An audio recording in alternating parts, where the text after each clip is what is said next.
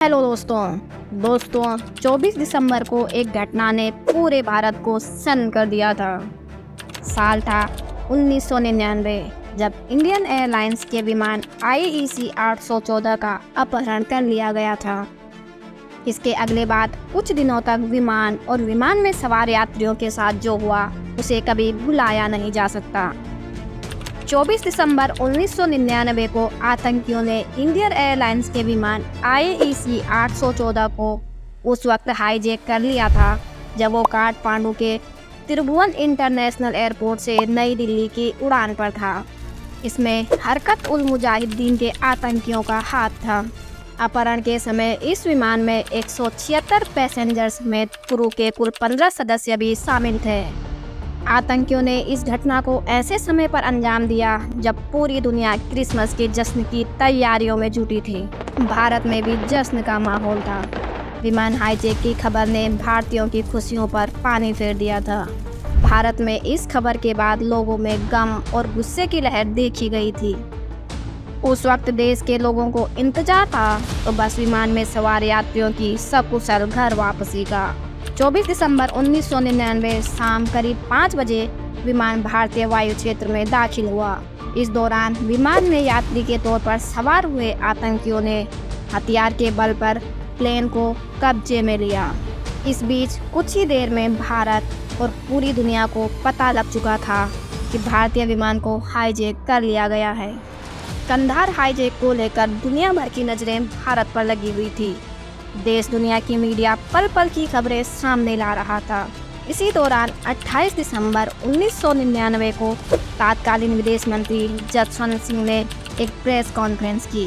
इस press conference में अचानक कंधार हाईजैक में बंधक बनाए गए लोगों के रिश्तेदार घुस आए।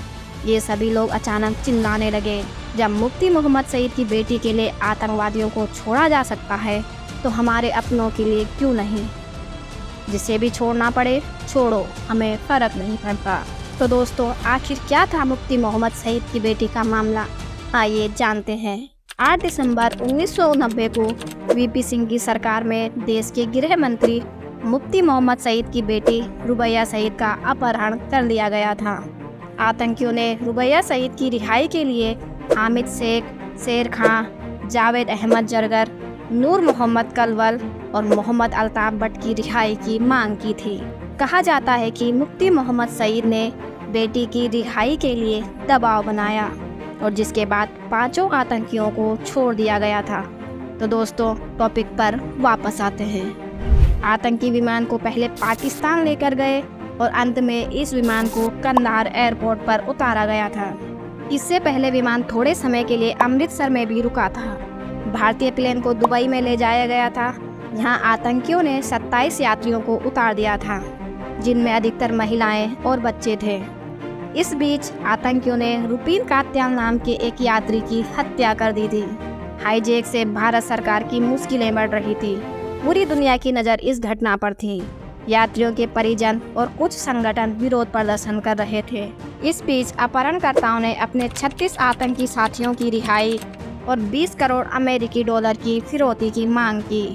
भारत सरकार ने आतंकियों के साथ बातचीत शुरू की।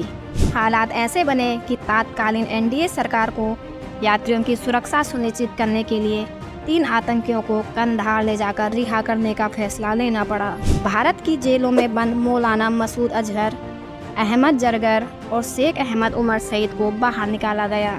विदेश मंत्री जसवंत सिंह विशेष विमान से इन तीनों आतंकियों को अपने साथ लेकर कंधार पहुंचे थे। इन तीनों को कंधार में ही रिहा किया गया था। तो इस तरह 31 दिसंबर को सरकार और अपहरणकर्ताओं के बीच समझौते के बाद सभी 155 बंधकों को रिहा किया गया था, जिसके बाद यात्री भारत पहुंचे थे।